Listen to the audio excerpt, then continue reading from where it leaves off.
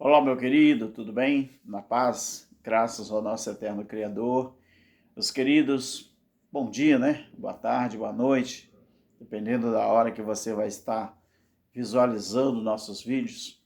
Meus queridos, eu quero agradecer de todo o coração por todos os nossos inscritos, os nossos irmãos apoiadores do nosso canal. Quem são os meus apoiadores? Meus apoiadores, que eu digo, além dos meus inscritos, é aqueles irmãos que têm canal no YouTube e que não têm nenhuma dificuldade em também pronunciar o nosso nome. Apesar de que é muito difícil a gente ver isso, né? Mas uma hora ou outra, algum irmão desses que tem canais maior, com exceção do nosso irmão Cláudio Mendes. Nosso irmão Cláudio Mendes, eu serei eternamente grato a ele. Eternamente é uma forma de falar, né? Mas a gente não é eterno aqui na Terra. Mas eu vou ser sempre grato ao nosso irmão Cláudio Mendes por ele ter divulgado o meu canal e o meu canal conseguir aí uma média de 600 inscritos, né? Em tempo recorde. Se não fosse o trabalho que o irmão Cláudio fez por mim, talvez ainda estaríamos aí em 600 inscritos, quem sabe 700, não sei. Mas mesmo assim eu quero agradecer a todos. Nosso irmão Júlio Chaves, do canal Acorda Povo de Deus, alguns dias atrás ele fez um comentário em um dos meus vídeos. E eu gostei muito, tá, meu querido? Nosso irmão Cláudio, ele não tem como nem descrever. Cláudio Mendes, o canal Limpos pela Graça. Porque é através dele que nós estamos aí alcançando mais e mais vidas no que diz respeito à libertação do sistema religioso. Os meus inscritos, esse aí dispensa apresentações, né? Porque se não fosse os meus inscritos, eu não estaria aqui no YouTube, né? Meu querido, veja bem, dificilmente a gente consegue colocar na cabeça das pessoas 100% qual é o nosso objetivo aqui. Nosso objetivo não é tirar ninguém, não é, de um templo religioso, tirar ninguém daquela crença que aprendeu desde criança, desde pequeno. O nosso objetivo, querido, é colocar na plataforma o nosso entendimento sobre a palavra de Deus, sobre as profecias bíblicas que já se cumpriram, mas quantos que esperam ainda elas se cumprir? Por quê? Vou dizer assim, as pessoas que são menos favorecidas no conhecimento, eles não têm esse entendimento bíblico. Por quê? Porque falta-lhes o entendimento da própria língua em que eles falam ou pronunciam. No nosso caso, a língua portuguesa. A língua portuguesa é a língua mais bonita do mundo, mas ninguém divulga isso. Por quê? Porque o sistema não quer divulgar, mas a língua mais linda do mundo é a língua portuguesa. Só para você ter uma ideia, a língua portuguesa, no português atualizado hoje, tem mais de 300 mil palavras. Só para você ter uma ideia. Comparando com o hebraico só tem 8 mil palavras. Mas o hebraico tem uma coisa interessante, que o hebraico, não é? Ele tem uma coisa interessante no hebraico, que cada letra no alfabeto hebraico, ela tem a numerologia. Cada numerologia equivale a uma coisa. Então, no hebraico tem isso. Então, eu quero falar uma coisa aqui, que quando, começando o vídeo, que o templo físico, você sabe qual é o objetivo do templo físico, meu querido? É a diminuição de Deus. Você sabia disso? Que quando alguém prega, alguém ensina que o crente, ele tem que ter religião, ele tem que frequentar uma casa chamada de igreja, isso é diminuição de Deus. O cristianismo, só para você ter uma ideia, o cristianismo, que muita gente pensa que ele começou, né, na manjedoura, Na manjedoura não, que ele começou na manjedoura ali, no nascimento de Jesus. Não, querido. O cristianismo, ele não começou na manjedoura de Jesus. O cristianismo, ele começou no cavalo de Constantino. Foi Constantino, o imperador romano, que começou o cristianismo. Você está enganado quando pensa que o cristianismo, ele começou lá com Jesus. Não, querido. Cristo não fundou o cristianismo. Cristo não fundou religião. Deus não fundou denominação. Deus, ele fundou, junto com a manifestação de Filho, que era o Yahshua Jesus, ou sei lá o quê, não é? Ele inaugurou um estilo de vida, um modo de vida, não foi uma religião. Você tem que entender isso.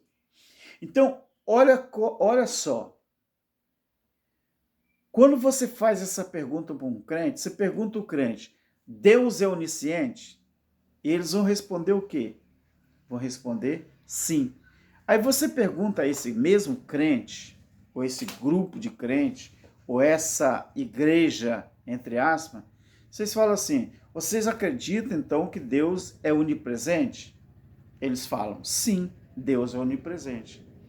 Então você pergunta a ele assim, e por que vocês ensinam que para ele ser adorado, você precisa caminhar até achar um templo físico? Ah, mas é porque precisa. Aí você fala assim, meu querido, mas vocês não falaram agora que Deus, ele é onipresente? Como então que para se adorar ao Criador é necessário você ir a um templo físico? Ah, mas em Jerusalém era assim. Ah, mas na época de Moisés tinha um tabernáculo. Mas que época que você está mencionando? Não era na lei? Na lei foi construído um tabernáculo porque muitos hebreus não queriam aceitar que Deus pudesse comandar eles sem estar presente ali no templo físico, no tabernáculo. Então o que acontecia ali? Deus, então, ele permitiu que esse tabernáculo terreno ele fosse construído. Mas ele já nasceu com os dias contados. Ele já nasceu com prazo de validade. Mateus capítulo 24. O próprio Jesus, na época dele, ele disse isso. Então, se o crente diz, né, que Deus, ele é onipresente, mas que para ser adorado temos que ir a um templo físico para buscar ele, encontrar ele, então eles estão contradizendo aquilo que eles mesmos ensinam. Você entende a contradição, meu querido? Como é possível isso? A onisciência de Deus quer dizer que ele sabe tudo antes mesmo de acontecer. Isso é onisciência. E na visão dos religiosos, será que Deus é onisciente? Não é. Porque eles dizem que Deus, ele é limitado. Deus é onipotente. O que quer dizer onipotente? Que ele pode tudo. E na visão da religião, será que Deus é onipotente? Porque o religioso, ele tem o hábito ou o costume de ficar dizendo para os outros ou para as outras pessoas o que Deus pode fazer e aquilo que Deus não pode fazer. Então, eles tentam tirar a onipotência do nosso Deus. Deus é onipresente. O que é onipresença? Deus está em todo lugar, em todos os momentos, a cada hora, a cada minuto, a cada dia, Deus, ele está em todo lugar. Na visão da religião, será? Não. Eles não acreditam que Deus está em todo lugar. Eles não acreditam que Deus é onipotente, onipresente, onisciente. Por quê? Porque se para nós, para eu, para você, para eles mesmo, adorar ao Criador, se eu tenho que ir a um tal lugar, chamado igreja, então é mentira. Então Deus não é onipresente. Eles mesmos se contradizem naquilo que eles ensinam. Quando você pega, por exemplo, Atos capítulo 17, o versículo 26, eu não estou com minha Bíblia aqui. Em Atos capítulo 17, versículo 26, lá vai dizer que de um só Deus fez todas as nações dos homens. Para quê? Para habitarem sobre toda a face da terra, determinando-lhe os tempos já dantes ordenados e os limites da sua habitação. Deixa eu fazer uma pergunta para você. O que Paulo estava dizendo lá no Areópago, lá na Grécia? Era o que isso? Se Paulo estava ensinando ali, queridos, Paulo estava ensinando ali que de um só Deus fez todas as nações do mundo para habitarem sobre toda a face da terra, determinando-lhes, preste atenção no verbo determinar, determinando-lhes os tempos já dantes ordenados. Ou seja, todo o nosso tempo que a gente passa aqui pode ser 10 anos, 20, 30, 40, 50, 90, 60, 70 anos. Tudo, segundo a Bíblia, já estavam pré-ordenados por Deus e os limites da sua habitação. Ou seja, o tempo de vida que nós vamos ter aqui já estavam determinados, ou seja, pré-ordenados, porque o versículo diz, determinando-lhes os tempos já dantes ordenados e os limites da sua habitação. O versículo 29, do mesmo capítulo, que é o capítulo 17, minha Bíblia está aqui, eu poderia pegar, mas não vou pegar não. O verso 29 diz assim, Deus, ele não é ouro, Deus, ele não é prata, Deus, ele não é pedra esculpida como se fosse o fruto da arte da imaginação humana. Agora você analisa isso, meu querido. E por que os religiosos ficam aí achando que eles podem determinar alguma coisa que Deus pode ou não fazer? Talvez o grande mal da sociedade religiosa é olhar para Deus como se ele fosse um pedaço de pau, como se ele fosse um pedaço de pedra, como se ele fosse um pedaço de ouro, um pedaço de metal, que não pode fazer nada que o homem não determine para Deus. Até parece que a criatura é que manda no Criador. Ué, mas como que se dará isso? Como que se pode isso, então? Meu querido, é por isso que Deus, ele é soberano sobre todas as coisas. Deus, ele não precisa que alguém venha dizer para Deus o que ele pode e o que ele não pode fazer. Deus, ele não é isso. Deus, ele não é eu. Ele não é você. Deus, ele é Deus. Quando Moisés perguntou a Deus assim, Deus, e quando o Faraó perguntar para mim, ou para ele, Moisés, quem que te mandou aqui conversar comigo sobre a libertação do povo de Israel daqui do Egito. Aí Moisés, Deus, e o que eu respondo? Deus falou assim, eu não quero conversa, eu não quero saber. Diga só isso, eu sou te mandou. Pronto, meu querido. Com Deus não tem conversa. Você acha que Deus é um ser que você pega uma caixinha de sapato, coloca ele lá dentro da caixinha de sapato e joga no canto e fala assim, fica aí. Você vai fazer o que eu quiser, o que eu determinar. Você acha que Deus é isso?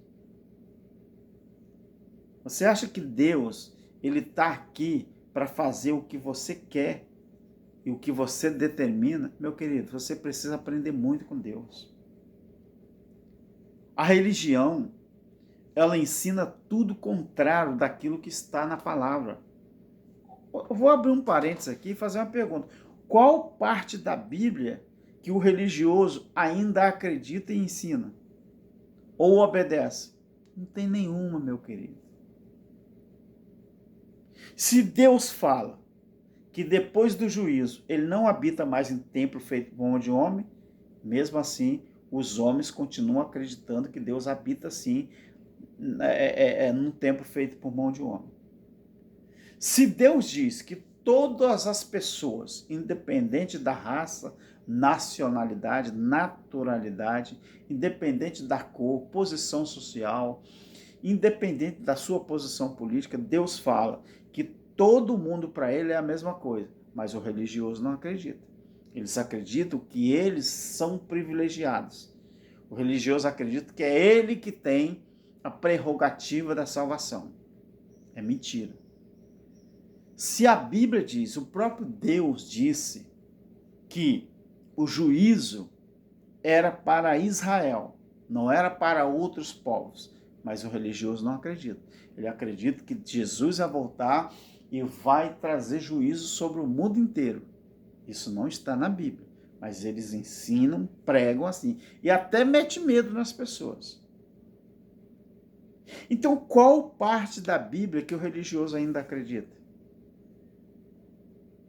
A Bíblia diz, não é, que Deus é onipotente, é onisciente e é onipresente. Os religiosos não acreditam. Para eles, Deus não sabe tudo. Deus não é onisciente. Deus sabe aquilo que eles determinaram. Para o religioso, Deus não é onipotente, ele não pode tudo, porque eles não acreditam que Deus, ele está, a sua essência, dentro de todo ser humano. Eles não acreditam. Eles só falam que o crente que frequenta uma religião, denominação, é que é abençoado e eles são exclusivos de Deus. O religioso, ele não acredita que Deus é onipresente. Ele não acredita que Deus está em todo lugar. Que Deus só está dentro de um templo religioso. E é lá que as pessoas têm que ir para adorar. A Bíblia já diz o contrário. A Bíblia diz que Deus mora em nós, a essência de Deus está em nós. É assim que eu creio, é assim que eu acredito, porque está escrito. Então, quando você vê um pastor, um líder religioso, ou um crente, o crente eu não gosto muito de mencionar o crente, porque, coitado, ele é vítima do sistema. Mas quando você vê algum líder religioso ensinando essas coisas, você pode ter certeza que ali eles querem diminuir Deus e fazer com que Deus esteja pronto para fazer aquilo que eles querem, do jeito que eles pensam. Mas eu e você sabemos que não é assim. Deixa eu te falar uma coisa. O nosso Criador, o Rei dos Reis, que ele não é mais a pessoa de Jesus, não é a pessoa do Cristo ressuscitado, não. O crente, ele está 2000 anos atrasado. Ele nunca entendeu que Deus, ele se fez carne e habitou entre os homens como filho, o Jesus, depois o Cristo ressuscitado, depois ele volta para a eternidade e lá ele é Rei dos Reis e Senhor dos Senhores, ou seja, ele entrega o reino, não é, para o Pai e ali o próprio Filho volta à sua posição de origem e dali para frente ele habita dentro dos homens. Lá em 1º, 2º Coríntios, não estou com a Bíblia aqui, capítulo 6, o verso 17 e 19, que Deus é Espírito, e aquele que se une a Ele se torna um espírito com Ele. Espírito. Mas as pessoas não acreditam. Meu querido, templo físico é a diminuição de Deus. Não acredite que um templo físico pode fazer você se achegar a Deus. Acredite que você é vamos dizer, você é o templo. Você é o lugar onde Ele habita a sua essência. E não do jeito que a religião ensina. Graça e paz, paz eterna, fique com Ele, o nosso Criador, e que Deus abra cada vez mais o nosso entendimento. Amém.